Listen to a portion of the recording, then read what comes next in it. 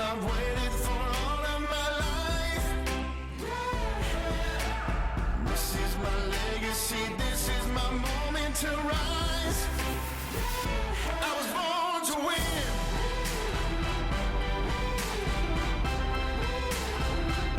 I was born to win.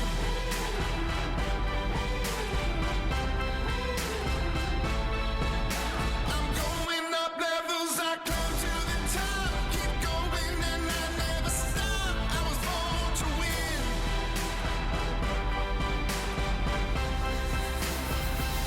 I was born to win.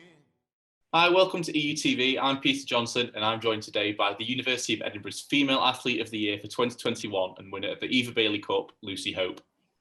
After 5 months without any competitive swimming due to the pandemic, in November Lucy broke the Scottish record for the 100-metre freestyle. Aged 23, she's already competed in 2 Commonwealth Games. And thank you for joining me this evening, Lucy. No problem at all. First of all, congratulations on becoming the University of Edinburgh's Female Athlete of the Year. Goes without saying it's been a particularly turbulent year, but as I just said in the intro, that didn't stop you setting the Scottish 100-metre record in November. And I believe you're competing in a team with some of the biggest names in the world of swimming. Could you tell me a little bit more about that? Yeah, so I think it was in October last year. I was lucky enough to go out to Budapest for 6 weeks, and I was on Team Energy Standard, who had multiple Olympic gold medalists. Sarah Solstrom, who's the current Olympic gold medalist in the 100 fly. Chad Leclos, who's won Olympic medals in the 200 fly in London. So yeah, it was a bit of a surreal experience setting a new Scottish record. It was kind of a bit of a surprise, but I also knew before lockdown that I was in the best shape of my life. You didn't just set it once, though, I believe. Didn't you set it and then break your own record? Yeah, so I was actually also I was the record holder anyways, and then I think I set that the year before, and then yeah, so we raced for 6 weeks. So it was like multiple meets, like back to back, like during the week or at the weekends. And yeah, I think I set it twice while I was out there. So yeah, it was quite good to keep progressing as well as the racing continued. So just passing the minds back a little bit further, I just wanted to ask you about the Commonwealth Games, which was in Glasgow in 2014, and you represented Scotland when you'd have been 17. So what was that like to suddenly be competing at such a young age, so early in your career, at what is such a high-profile event? Glasgow was a very surreal experience as well.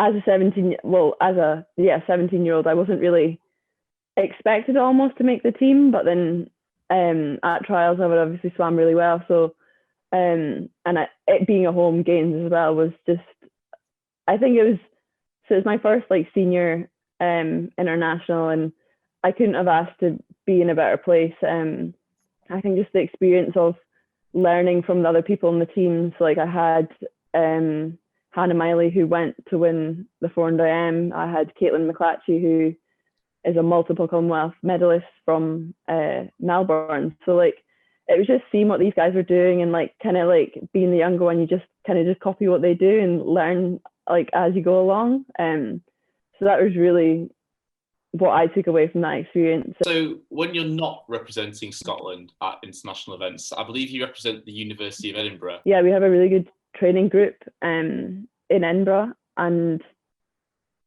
like before lockdown we were all getting ready to race for the Olympic trials in April, and then in March lockdown hit, so that all kind of changed everything.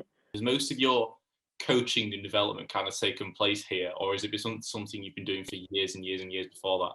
So I started swimming when I was about 8, like competitively. I'm originally from Jedburgh in the Scottish borders, so I just swam for like my local team up until I like high school. So September 2014 I first started representing the University of Edinburgh, and I've been here for, that must be like 6-7 years now.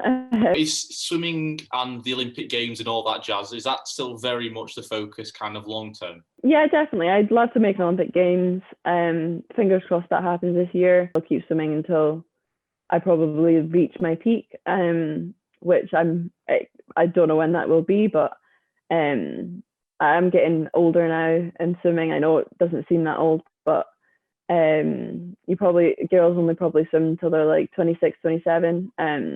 But yeah, I'm still enjoying it. So I'm still going to keep swimming as long as I'm continuing to improve. And hopefully that results in an Olympic Games, and maybe I'll go on to 2022 in Birmingham.